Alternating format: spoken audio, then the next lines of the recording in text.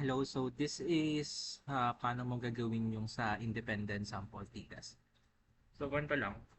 Punta ka muna dun sa dataset na binigay ni Sir. Since you're dealing with laboratory number 2, ito yung laboratory number 2. So, gagawin mo lang is you're going to copy all of this dataset. Yan. Copy mo siya. And then, pupunta ka lang sa Jamovi. And then, iti-paste mo lang siya. Ito, na-paste mo na siya dito. Sige, ulitin ko. So, paste mo ganyan, Control V, then ayusin mo lang siya. So, itong groups and the average math scores, gagawin mo lang siyang data variable dito. Which is ganito.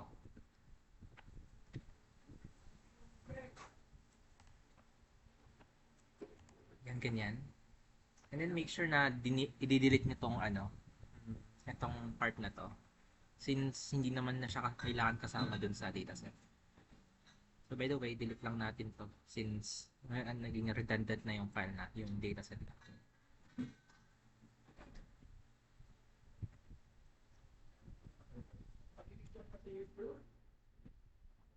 Ayan.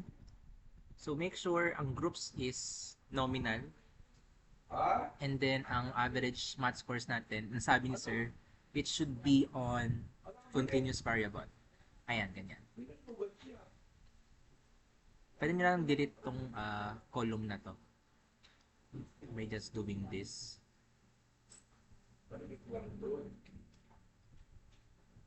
Wait lang. Wala.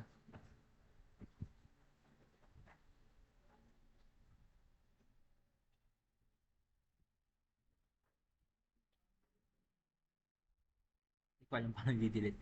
Hindi. Ang gawin mo na lang is copy mo ulit to.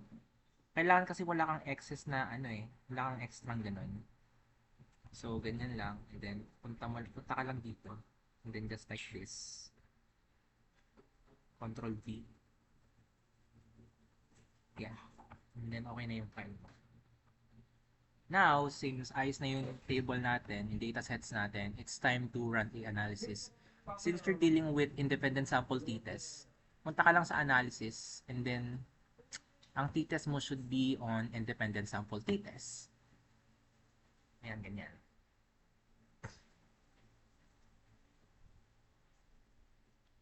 So, kunin mo lang yung, since you're dealing with average math scores, gagawin mo lang itong si group, ilagay mo lang siya dito sa grouping variable, and then yung average math scores mo, since siya independent variable, lalagay mo lang siya dito.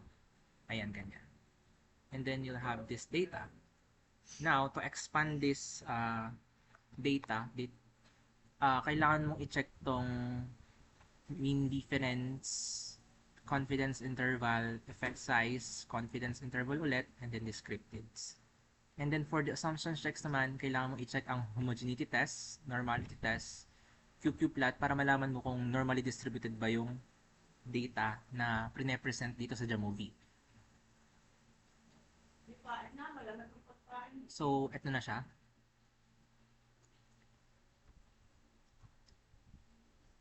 Ayan.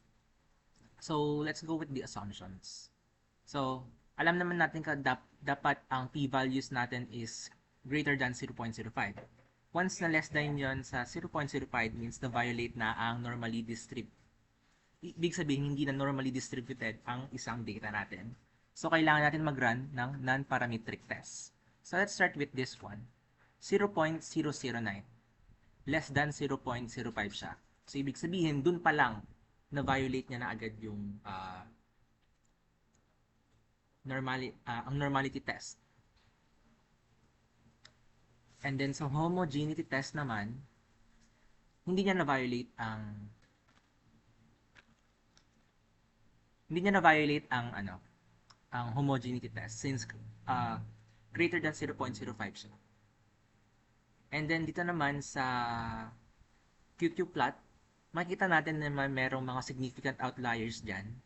So ibig sabihin, since na-violate na yung assumptions at some point, magraran na tayo ng man-Whitney U. And then, uh, since dito sa mga assumptions, kailangan mo siyang ilagay doon sa interpretations mo. Like, halimbawa mo dito sa normality test, parang na-violate ang normality test. Ayun, lagay mo. Lagay mo doon sa interpretations mo, na-violate ng based on normality test by Shapiro-Wilk. I know, based on normality test, open and close parenthesis, Shapiro-Wilk, the data is violated. Or sabi mo na lang, the normality test assumptions is violated. Mga ganun. At sabi naman ni Sir, wala namang standards in making your interpretation. So, basta ma-include nyo lang siya, ganun. Sa homogeneity test naman, since dito hindi naman na-violate, ibig sabihin, ang homogeneity of variance test is not violated. Ayun, ganun. Lagay nyo doon, ganun. Pero may mga guidelines naman doon sa PowerPoint ni Sir, so pwede nyo magbasihan din yon. Dito naman sa QQ-Plat test, dito, sabihin nyo lang is merong significant outliers. Ayun, makikita nyo dyan, ito. Outlier yan. Ito, outlier din yan. Okay. With that, maglaran tayo ng non-parametric test. Ito, click nyo lang si Man Whitney U. And then, uncheck nyo to si students. And then, ito na yung ilalagay nyo dun sa lab activity natin. Ito. Ayan, ganyan. So, make sure na sa interpretations, masabi nyo dun na the independent sample t-test is run using the Man-Whitney U non-parametric test. Ayan, mga ganun. Ayan, ganun lang naman siya. Ayan, ganyan. So, check nyo siya. Itong effect size. So, di ba meron tayong lecture about dito? Na there are certain values na magbibigay ng interpretation if small or large ba yung effect size. So, pakitignan nyo na lang dun sa, sa PowerPoint ni Sir Ken. Ayan, ganun. So far, ganun naman na yung, ganun lang yung gagawin mo dito sa part mo. Ayan.